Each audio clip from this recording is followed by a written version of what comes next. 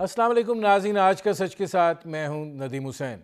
कलअदम तंजीम का मामला जो है वो अब संजीदा सूरत हाल इख्तियार कर चुका है और इस सूरत हाल के नतीजे में जो हैजान पैदा हुआ है वो आम आदमी को ही मुतासिर कर रहा है। जीटी रोड के ऊपर जगह जगह रुकावटें खड़ी कर दी गई हैं, बंदिशें हैं और ज़ाहिर है कि लोगों को शदीद तकलीफ़ का सामना है। कारोबारी ज़िंदगी मुतासिर है, हस्पताल जा नहीं सकते, स्कूल बंद हैं और जब आपकी मेन आर्टरी जो है उसको कंटेनर्स लगा के बंद कर दिया जाए तो ज़ाहिर है मवासलात के निज़ाम के दरम भरम होने से जो ज़मीनी हक़ाइक़ हैं उनके अंदर भी एक रुकावट आनी शुरू हो जाती है और ज़ाहिर है कि जो माल जाना है, आना है, तिजारत है, वो हर चीज़ मुतासिर होती है। इसके साथ साथ जो इस्लामाबाद और रावलपिंडी की सूरत हाल है, इस्लामाबाद की तो इतनी बुरी नहीं, लेकिन रावलपिंडी के शहरी गुज़श्ता एक हफ़्ते से शदीद ज़हनी अज़ियत में मुब्तला हैं।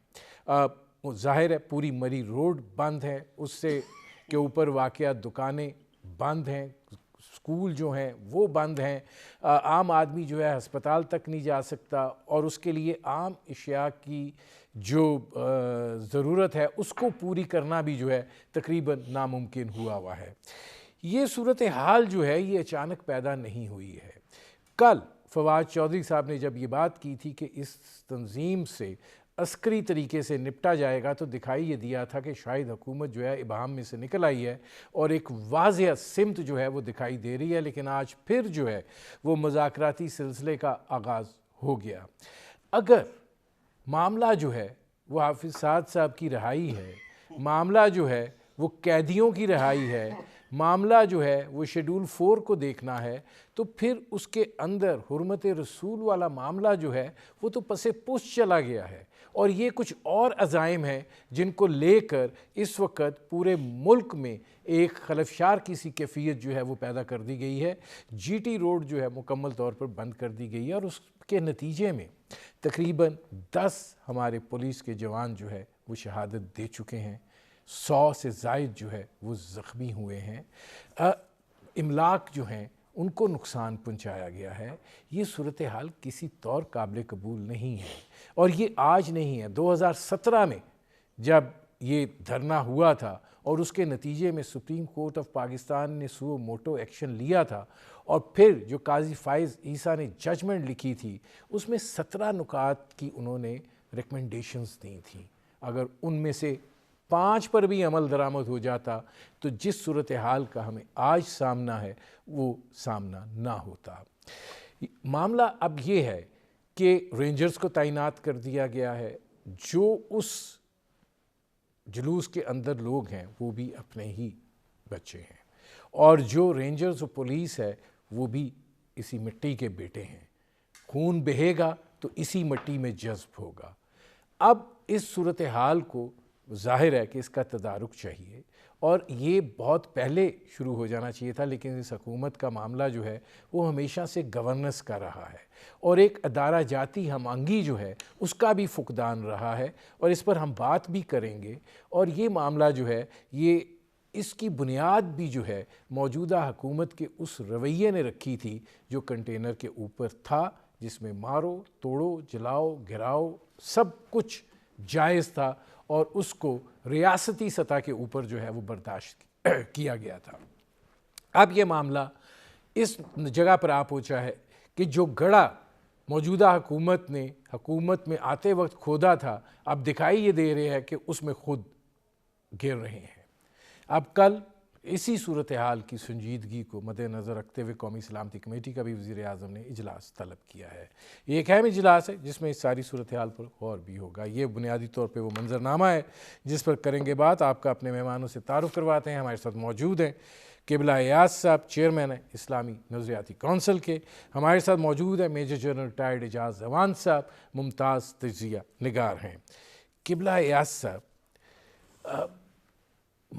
मज़हब का ये जो इंतहा पसंदाना मुतशद्दद इस्तेमाल है, क्या कहेंगे आप इस बारे में? बिस्मिल्लाहिर्रहमानिर्रहीम। देखें, सबसे पहले तो ये है कि तशद्दुद जो है اور کسی کی مال اور جان کو نقصان پہنچانا جو ہے، یہ تو شریعت اسلامی میں انفرادی طور پہ کسی بندے کے لیے یا کسی گروپ کے لیے اس کا کوئی جواز نہیں۔ جو پیغام پاکستان ہمارا اعلامیہ ہے، اور اس پیغام پاکستان پہ ہماری جو ریاست ہے، حکومت جو ہے، تمام حکومتیں اس سے پہلے اور اس وقت کی حکومت، ان کا اتفاق ہے۔ اس کو اسلامی نظریاتی کونسل نے پیغام پاکستان کی تائید اور تحسین کی ہے۔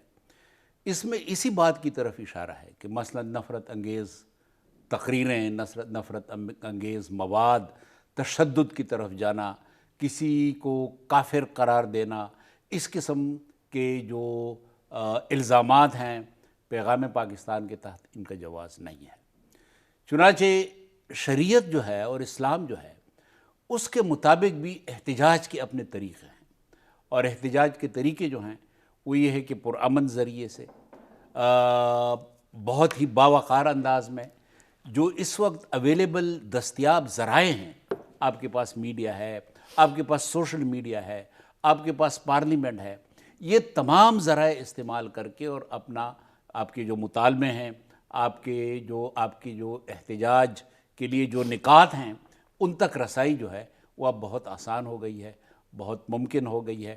اس طرح صورتحال بنانا جس صورتحال سے ہم گزر رہے ہیں، میں سمجھتا ہوں کہ اس کا حل یہی ہے کہ دونوں جانب مذاکرات کی طرف آیا جائے، کیونکہ مذاکرات ہی اس قسم کی مشکل صورتحال کا حل ہے۔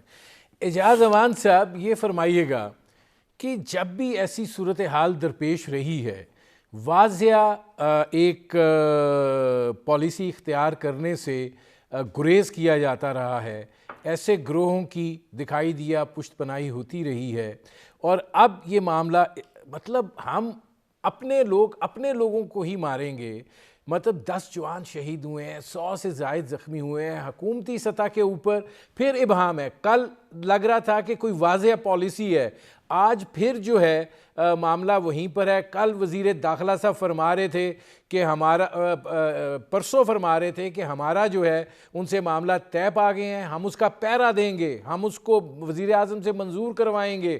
اگلے دن کہہ رہے تھے کہ نہیں، ہم یہ صورتحال جو ہے اس کو کسی قیمت پر برداشت نہیں کیا جائے گا۔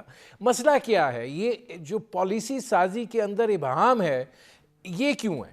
دیکھیں، بات یہ ہے، یہ بات ابہام کی نہیں ہے۔ ریاست کی بہت بڑی ذمہ داری ہوتی ہے کہ جان و مال کا تحفظ بنیادی اصولوں یا ذمہ داریوں میں سے ایک ہے۔ اس تحریک میں شامل لوگ ہوں، چاہے وہ جسٹیفائیڈ ہے یا نہیں، اس پہ بعد میں بات کرتے ہیں، یا پولیس کے یا رینجرز کے لوگ ہوں، سب کی جانوں کا تحفظ حکومت وقت کی ذمہ داری ہے، اور ان کی کوئی بھی پالیسی یا رویہ ایسا نہیں ہونا چاہیے جس کی وجہ سے معاملات میں شدت آئے۔ میرے خیال میں اس بات کو مد نظر رکھتے ہوئے حکومت بار بار لچک دکھا رہی ہے، اور تاریخی طور پہ بھی ایسا ہی ہوتا آیا ہے۔ جب آپ ان کا پچھلا دھرنا، جس کا بھی آپ اپنے اوپننگ میں ریفرنس دے رہے تھے، جس میں جسٹس فائز عیسیٰ صاحب کا ایک فیصلہ بھی موجود ہے، اس وقت بھی دیکھیں تو یہ لوگ لاہور سے چلے تھے اور فیض آباد تک پہنچ گئے تھے، اور تقریباً نزدیک کے تو دونوں صوبوں سے لوگ یہاں تک آ گئے تھے۔ تو نرم رویہ رکھنا اچھی بات ہے، لیکن ایک لائن ڈرا کرنا بھی بہت ضروری ہوتا ہے۔ اب ہوتا کیا ہے کہ آپ نے بالکل اپنے انٹرو میں ایک بات بہت درست کہی، اور ایک پہ مجھے اعتراض ہے۔ پہلی بات جو آپ نے درست کہی وہ یہ ہے کہ اگر شیڈیول 4 سے نام نکلوانے مقصود ہیں، اگر سعد رضوی کی رہائی مقصود ہے، اگر جماعت کے اوپر سے پابندیاں ہٹانا مقصود ہے، تو پھر حضور اکرم صلی اللہ علیہ وسلم کا ایک نعرہ بلند کر کے، ایک ایشو کو سامنے رکھ کے پھر یہ بات ایسے نہیں بن سکتی، پھر یہ رویہ ٹھیک نہیں ہے۔ اور ویسے بھی ہمارا دین تو کہتا ہے وَالَّذِينَ مَعَهُ أَشِدَّاءُ عَلَى الْكُفَّارِ رُحَمَاءُ بَيْنَهُمْ۔ بھائی ہم تو ایک دوسرے کے لیے تو ریشم کی طرح نرم ہوتے ہیں، کفار کے لیے سختی ہوتی ہے۔ یہ کیسی تنظیم ہے جو اپنے لوگوں کو بھی مروا رہی ہے، پولیس کے لوگوں کا بھی خون بہہ رہا ہے، لا انفورسمنٹ ایجنسیز کے لوگ گن فوڈر نہیں ہیں کہ جس کا دل چاہے ان کی جان لے لے، جب چاہیں انہیں گولیوں کے سامنے کھڑا کر دیا جائے تو ریاست کی ذمہ داری بہت بڑی ہے، لیکن ان علماء کی بھی بہت بڑی ذمہ داری ہے جو جس طریقے سے لوگوں کو سڑکوں پہ لایا جا رہا ہے۔ ابھی طریقہ یہ ہے جو ابھی بھی ہمارے دوسرے پارٹیسپینٹ، آئی ایم سوری مجھے ان کا نام یاد نہیں رہا، بات یہ ہے کہ ڈائیلاگ کے ذریعے، حتمی اور مدلل ڈائیلاگ کے ذریعے اس ایشو کو ہینڈل کیا جائے، کوشش کرے کہ حکومت بھی طاقت کا استعمال نہ کریں اور دوسرے لوگ بھی وائلنس پر لوگوں کو نہ اکسائیں۔ لیکن جو جن صاحب مجھے ایک بریک لینا پڑ رہا ہے، ایک منٹ جی، جو 10 جانیں ضائع ہو چکی ہیں یہ خون ناحق نہیں ہے، اس کا بھی حساب ہونا چاہیے، اور جن لوگوں نے یہ کیا ہے ان کے اوپر مقدمات بننے چاہیے اور ان کو قرار واقعی سزا ملنی چاہیے۔ میں جن صاحب آتا ہوں کیونکہ اب اسی سے جڑا ہوا سوال ہے۔ ناظرین ہماری گفتگو جاری ہے، ایک مختصر سے کمرشل بریک کا وقت ہوا ہے، ملتے ہیں اس وقفے کے بعد۔ قبلہ یاز صاحب یہ فرمائیے گا کہ حرمت رسول پہ کیا کوئی ابہام ہے؟ اس قوم کا ایک ایک بچہ جو ہے اس پہ قربان ہے۔ اب آپ نے رحمت العالمین اتھارٹی بھی بنا دی ہے، اس کی ٹیئرز بنا دی ہیں، ایک مؤثر امبریلا آپ نے دے دیا ہے جہاں پہ آپ بین الاقوامی سطح سے لے کے اندرونی سطح کے اوپر اس معاملے کو جو ہے وہ دیکھیں گے۔ ایسی صورتحال میں دینی جماعتیں جو ہیں بجائے سخت بیانات جاری کرنے کے ادھر حکومت کا ساتھ کیوں نہیں دیتی ہیں کہ یہ ان کا مسئلہ اس وقت یہ نہیں ہے، ان کا مسئلہ اس وقت سیاسی ہے یا ان کا مسئلہ اس وقت قانونی ہے جس کے لیے وہ اس کو بطور حربہ استعمال کر رہے ہیں؟ دیکھیں، یہ جس طرح آپ نے کہا حرمت رسول، اب حرمت رسول تو ہر مسلمان کا ایک میں سمجھتا ہوں کہ عقیدہ ہے کہ رسول اکرم صلی اللہ علیہ وسلم کی حرمت کے اپنے تقاضے ہیں۔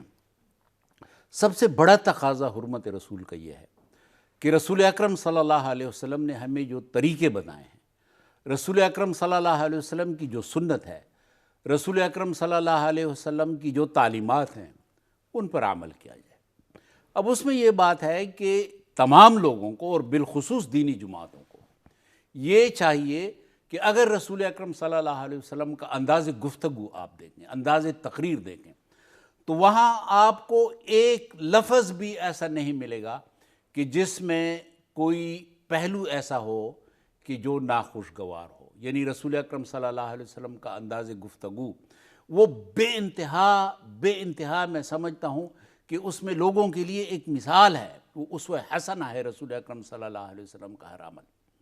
اب اگر دینی جماعتوں کے لوگ جو ہیں ان کی تقریریں ایسی ہوں یا ان کا عمل ایسا ہو کہ جس میں لوگوں کے لیے تکلیف ہو، رسول اکرم صلی اللہ علیہ وسلم نے تو ہمیں یہ بھی فرمایا ہے کہ راستے میں اگر کوئی کانٹا ہے اس کانٹے کو یہ راستے سے ہٹا دیں تو یہ صدقہ ہے۔ اب اگر آپ راستے بند کریں، آپ ہمارے اپنی اولاد جو کرونا کی وجہ سے ویسے بھی تعلیم سے محروم ہے کافی عرصے تک، آپ ان کے لیے راستے بند ہوں اور وہ اسکولوں میں نہ جائیں، تو میں سمجھتا ہوں کہ رسول اکرم صلی اللہ علیہ وسلم کا یہ جو حرمت رسول ہے یہ میرے خیال میں ان کے تقاضوں کے ساتھ ہم آہنگ نہیں ہے۔ ہمیں اس سلسلے میں بے انتہا محتاط ہونا چاہیے کہ ہم کوئی ایسا عمل نہ کریں کہ جس سے حرمت رسول صلی اللہ علیہ وسلم پہ حرمت۔ نہیں، آپ یہ سمجھتے ہیں یہ جو کچھ کر رہے ہیں یہ اس سے حرمت رسول کے تقاضے پورے ہو رہے ہیں؟ یہی تو میں گزارش کر رہا ہوں کہ احتجاج کے جو طریقے ہیں یہ شریعت اسلامیہ میں ہمیں بتائے گئے ہیں، وہ اگر احتجاج ہو بھی تو اسی کے مطابق آپ احتجاج کریں۔ رسول اکرم صلی اللہ علیہ وسلم نے، اس کے بعد فقہاء نے ہمیں یہ بتایا ہے کہ کس طریقے سے آپ کلمہ حق کہیں، کس طریقے سے اگر آپ کا کوئی حق ہے، آپ محسوس کرتے ہیں کہ آپ کا کوئی حق ہے، تو بے شک وہ آپ کو چاہیے کہ آپ اپنے حق کے لیے مطالبہ کریں، لیکن ان کے اپنے طریقے ہیں، مہذب طریقے ہیں، اسلامی تاریخ میں بڑے مہذب طریقے ہیں۔ اس قسم کے طریقے کہ جس میں لوگوں کے راستے بند ہوں، جس میں ریاست کا مظہر، میں آپ کو بتاؤں کہ ریاست کا مظہر کیا ہے۔ ریاست کا مظہر جو ہے یہ پولیس ہے۔ جب کسی چوراہے پہ پولیس والا کھڑا ہو تو اس کا مطلب یہ ہے کہ ریاست وہاں کھڑی ہے، آپ نے قانون کی پاسداری کرنی ہے، کیونکہ وہ 8 گریڈ یا 10 گریڈ کا پولیس افسر جو ہے یا پولیس بندہ جو ہے وہ ریاست کا مظہر ہے۔ اب جن صاحب یہ فرمائیے گا کہ بڑی میں اس میں نہیں جانا چاہتا، بڑی باتیں کی جاتی ہیں کہ جی کوئی مائی کا لال جو ہے وہ ریاست فواد چودھری صاحب کہہ رہے تھے. اب یہ جو کوئی سڑکوں پہ ہے صورتحال، یہ ریاست کا مذاق نہیں ہے تو اور کیا ہے کہ آپ کی گورننس کا پہلو اتنا کمزور ہے کہ آپ کو پتہ تھا یہ صورتحال ہونے والی ہے، آپ نے ایک صوبے کی مین آرٹری بند کر دی ہے، آپ نے دارالخلافہ سیل کر دیا ہے، اور آپ کہہ رہے ہیں کہ جی کوئی مائی کا لال ریاست کو چیلنج نہیں کر سکتا، تو یہ اور کیا ہے؟ دیکھیں چیلنج تو ندیم ہو رہا ہے، چیلنج تو وہ کر رہے ہیں، لیکن جو پہلے میں نے بتایا کہ ریاست کی ایک کمزوری ہوتی ہے، ریاست ماں کے جیسی ہوتی ہے، وہ پہلے دن بندوقیں نہیں اٹھا لیتی، ایک بات کرنی پڑتی ہے، بات چیت کے ذریعے ہی معاملات کا حل تلاش کرنا پڑتا ہے، لیکن جب پانی سر سے گزر جائے تو پھر طاقت کا استعمال بھی کرنا پڑتا ہے. آپ سوات کے حالات کو ہی لے لیں کہ مشکل ترین حالات میں جہاں لوگوں کی زندگی اجیرن بنا دی گئی تھی، جہاں سولجرز کی شہادتیں ہو رہی تھیں، لا انفورسمنٹ ایجنسیز کی، پولیس کی اور فرنٹیئر کانسٹیبلری کی شہادتیں ہو رہی تھی، وہاں بھی ڈائیلاگ کا راستہ منقطع نہیں کیا گیا تھا اور اس کو بھی as a last option try ضرور کیا گیا تھا. نتیجہ نہ نکلنے کی صورت میں پھر حتمی آپریشن کرنا پڑا تھا. وہ سرجری کی طرح وہ لازمی ہو جاتا ہے. ایسا شاید کرنا پڑے اگر انہیں بات سمجھ نہ آئی تو. ان کے جو سلوگنز ہیں وہ پولیٹیکلی موٹیویٹڈ ہے. جماعت پر پابندی اس لیے لگائی گئی تھی، اس لیے پروسکرائب کیا گیا تھا کہ کروڑہ روپے کی املاک کا انہوں نے پچھلی دفعہ نقصان کیا. 21 روز تک اسلام آباد کے شہریوں کی اور راستوں پہ فیض آباد میں بیٹھ کر زندگی اجیرن کر دی گئی تھی، لاشیں گرائی گئی تھی. لا اب انفورسمنٹ نہیں جنرل صاحب، میرا اب آپ سے ایک سوال ہے یہاں پہ کہ ٹھیک ہے قاضی جی. فائز عیسیٰ کی جو انہوں نے ججمنٹ لکھی اس میں ایک دو جگہ ایسی ہیں جو اعتراض کا سبب بھی بنی، لیکن کچھ چیز جو میں وہ کنٹروورشل چیز سے ہٹ کے جو ایک ادارہ جاتی ہم آہنگی ہے، مثلا انہوں نے اپنا چوتھا نقطہ جو لکھا تھا وہ یہ تھا کہ constitution earmarks the responsibilities of the election commission which it must fulfill. If a political party does not comply with the law governing political parties, then the election commission must proceed against it in accordance with the law. The law is most certainly not cosmetic as contended on behalf of the election commission. Election commission کے اندر یہ registered ہے، آج تک registered ہیں، فیصلے کو آئے ہوئے 4 سال ہو گئے ہیں. مطلب ہم اتنے اگنورینٹ ہیں. دیکھیں ندیم صاحب، انسٹیٹیوشنل ہارمنی ہی ہمارے ایشو رہا ہے. جب یہ تو سو موٹو نوٹس تھا نا، لیکن جب یہ دہشت گردی 10 سال ملک میں ہوتی رہی، کسی ایک دہشت گرد کو انہی عدالتوں نے سزا نہیں دی. آج جب یہ سب کچھ یہ جتھا بندی کر رہے ہیں اور ریاست کے لوگوں کا خون بہا رہے ہیں، اسٹیٹ آپریٹیوز کا خون بہا رہے ہیں جو یقیناً گن فوڈر نہیں ہیں، تو اس وقت الیکشن کمیشن تو خواب خرگوش میں محو ہے. وہ تو سمجھتے ہیں لا انفورسمنٹ ہمارا کام ہی نہیں ہے. لیکن جہاں ان کا کام ہے، اگر تمام ادارے، اور یہ جسٹس فائز عیسیٰ نے جو لکھا تھا کہ اگر تمام ادارے اپنا اپنا بوجھ خود اٹھائیں اور بروقت کارروائی کریں تو شاید اس نہج تک چیزیں جائیں ہی نہ. لیکن ابھی جو کچھ ہو چکا ہے یہ یقیناً وائلیشن ہے. لوگوں کی زندگی عذاب بنا دی گئی ہے، ناحق لوگوں کا خون بہا ہے. اس کے ذمہ دار لوگوں کے خلاف کارروائی ہونی چاہیے، مزید خون خرابہ نہیں ہونا چاہیے، اس میں تو کوئی دو رائے نہیں ہے.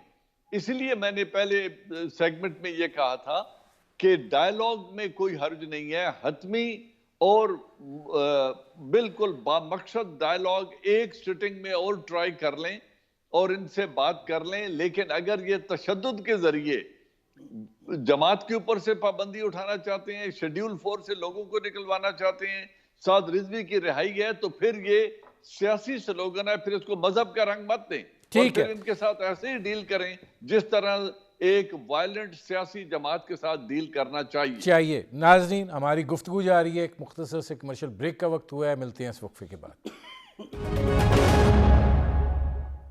Welcome back. قبلہ ایاز صاحب یہ فرمائیے گا کہ جو یہ हमारे मुल्क के अंदर मज़हब जो है तहम्मुल का, बुर्दबारी का, बर्दाश्त का एक ऐसा दर्स देता है, एक ज़िंदगी का ऐसा तरीक़ा कार वज़ा करता है जिसमें इंसानी हुर्मत जो है वो बुनियाद बन जाती है। अब जब हम अपना एक अम्ब्रेला देखते हैं उन मज़हबी आलम दीन का जो बुनियादी तौर पे जिनको इस चीज़ की वकालत करनी चाहिए, वहाँ पे ठीक है। जहाँ तक हुर्मत रसूल का मामला है उसके ऊपर मैंने पहले कहा कि कोई उस पर कम्प्रोमाइज़ नहीं है। हमें अपनी जान से ज़्यादा वो चीज़ अज़ीज़ है और ज़ाहिर है वो एक हमारे ईमान की जो है वो मेराज है और हम उस पर कोई नहीं कर सकते कम्प्रोमाइज़। लेकिन अगर वो चीज़ जो है उसमें आपके ये सियासत भी नहीं है, ये बुनियादी तौर पर अगर आप फोर्थ शेड्यूल से निकलना चाह रहे हैं, अगर आप पाबंदी से निकलना चाह रहे हैं, तो ये तो एक थोड़ी सी क्रिमिनल साइड भी आ जाती है, बल्कि काफ़ी आ जाती है। तो अगर उसकी आप हमायत और सरपरस्ती शुरू कर दें तो ये तो फिर मामले को मज़ीद ख़राबी की तरफ ही ले जाएगा ना। क्या होगा उसका नतीजा? ये देखें, आपने जो बात की ये बिल्कुल मुनासिब बात है। इसके लिए अब अदालत के दरवाजे हैं, खुले हैं। अब जिस तरह जस्टिस काजी फ़ायज़ ईसा साहब का फ़ैसला आप देखते हैं, अगर फोर्थ शेड्यूल है और आप महसूस करते हैं कि ये ज़्यादती है, ये खिलाफ कानून काम है, हुकूमत ने गलत काम किया है, तो अदालतों के दरवाजे आपके लिए खुले हैं। हम देखते हैं कि नैब के ख़िलाफ़ कितने लोग अदालतों में हैं और बहुत सारे लोगों को रिलीफ भी मिल गया है अदालत के ज़रिए। तो मैं समझता हूँ कि बजाय इसके कि आप तशद्दुद की तरफ आएँ, ज़रूरत इस बात की है कि जो आईनी, कानूनी, पुरअमन तरीके हैं उन्हीं तरीक़ों की तरफ आया जाए और ये कोशिश की जाए कि जो आपका हक़ आप महसूस करते हैं वो हक़ आप हासिल करें। लेकिन ये आप उलमाए दीन से क्या कहेंगे इस मरहले के ऊपर, इस मौके के ऊपर? यही है, देखें जी, कि आम आदमी से ज़्यादा बड़ी ज़िम्मेदारी जो है ये उलमाए दीन की है, क्योंकि उलमाए दीन का एहतराम है माशरे के अंदर। लोग उनको अपना मॉडल तसव्वुर करते हैं, तो उन्होंने अपना रवैया ऐसा रखना होगा कि फिर पूरा माशरा उस रवैये को एक मॉडल की तरह समझें। और माशरे की इस्लाही तब होगी कि जब जो हमारे वो लोग जिनकी तरफ हम देखते हैं वो लोग अपने आप को एक नमूने के तौर पे, एक अमली मिसाल के तौर पर पेश करें, तो फिर इसका ट्रिकल डाउन इफ़ेक्ट होगा महल्ले के अंदर, गांव के अंदर, माहौल में दूसरे लोग भी इसकी तकलीद करें। क्या उनको इस वक्त ये जो मामला है उसमें एक सालिस के तौर के ऊपर हालात को संभालने की तरफ जाना चाहिए, या ये मामला जो है उसको जिस तरीके से चल रहा है उसकी एक हमायत करनी चाहिए? देखें, ज़रूरत तो इस बात की है कि बड़े बड़े मसाइल जो हैं, ये तो एक मुकामी मसला है, एक मुल्की मसला है। आपने जंग अज़ीम अव्वल, जंग अज़ीम दोम के बाद देखा कि जंगों के ज़रिए मामलात हल नहीं हुए, लेकिन वही मामलात मेज़ के ऊपर हल हो गए।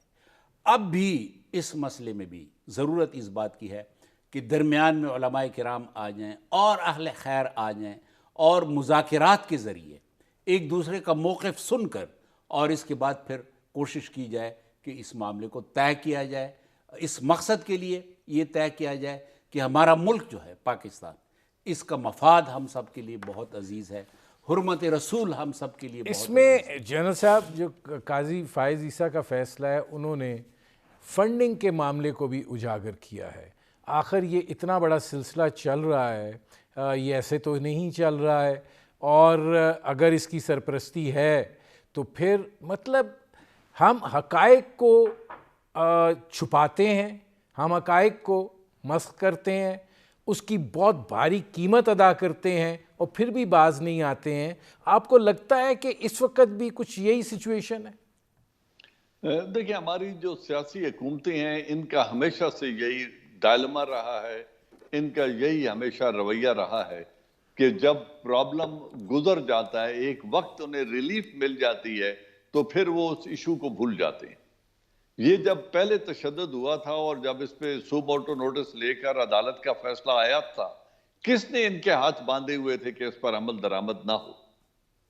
اور اس وقت ان تمام معاملات کی تحقیقات کیوں نہیں ہو گئی؟ اگر ایک پروسکرائب جماعت ہے، وہ کیسے اپنی تنظیم کو چلا رہی ہے، وہ کیسے انتخابات میں حصہ لے رہی ہے، الیکشن کمیشن کی کیا ذمہ داری ہے، حکومت وقت کی کیا ذمہ داری ہے، ان کی فنڈنگ کون کر رہا ہے، ان تمام چیزوں پہ وہ کیوں سو گئے تھے کہ آج 2017 کے بعد آج ہم پھر دیکھ رہے ہیں کہ وہی جن دوبارہ بوتل سے نکل کے سڑکوں کے اوپر آ گیا ہے۔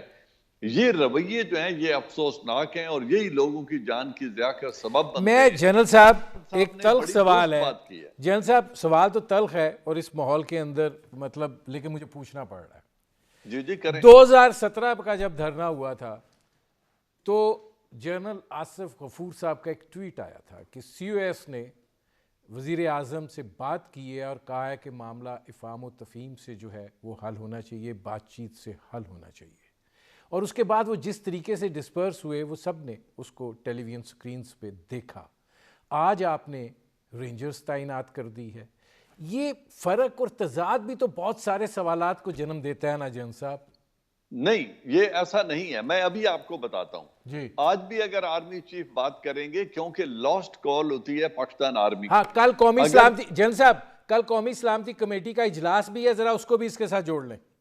میں یہی کہنا چاہتا ہوں کہ چیف آف آرمی سٹاف کا اب بھی مشورہ پرائم منسٹر آف پاکستان کو آج بھی یہی ہوگا، اور کل اگر اجلاس ہوا تو اس میں بھی یہی ہوگا کہ افہام و تفہیم سے معاملے کا حل تلاش کریں۔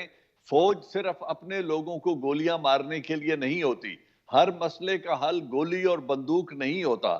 جو سیاسی ایشو ہیں انہیں پولیٹیکلی حل کریں، اور جو لیگل ایشوز ہیں انہیں عدالتوں میں لے کر جائیں۔ ایاز صاحب نے بہت اچھی بات کی ہے کہ اگر یہ شیڈیول 4 سے نکلنا چاہتے ہیں، اگر یہ پروسکرائب جماعت ہے اس کو پابندیاں ہٹوانا چاہتے ہیں، اگر سعد رضوی کو رہا کروانا مقصود ہے، تو کیا آئین میں اس کی ڈائریکشن متعین نہیں ہے؟ کیا وہ راستے ان کے لیے بند ہیں؟ کیا وہ پاکستان کے شہری نہیں ہیں؟ کیا وہ عدالت کا دروازہ نہیں کھٹکھٹا سکتے؟ کیا عدالتوں نے انہیں نامراد لوٹا دیا ہے؟ جب یہ آپشن ایکسرسائز ہی نہیں ہوئی تو وہ قانون کو ہاتھ میں کیوں لے رہے ہیں؟ یہ بات ہے جس کو پہلے حل کرنا ہے، اور یہی بات ہے۔ میں آج بھی کہہ سکتا ہوں آپ کو دعوے سے، اگرچہ میں یہ ریکمینڈ نہیں کر رہا، آج بھی اگر کوئی طاقتور ادارہ ان سے بات کرے گا تو یہ بات سنیں گے بھی اور یہ ڈسپرس بھی ہوں گے۔ اس کا یہ مطلب نہیں ہے کہ یہ ان کے پالتو ہیں، یہ ہرگز ایسا نہیں ہے، لیکن ہر ادارے کا ایک وقار ہوتا ہے، ایک سٹینڈنگ ہوتی ہے، اس کی بات میں ایک وزن ہوتا ہے۔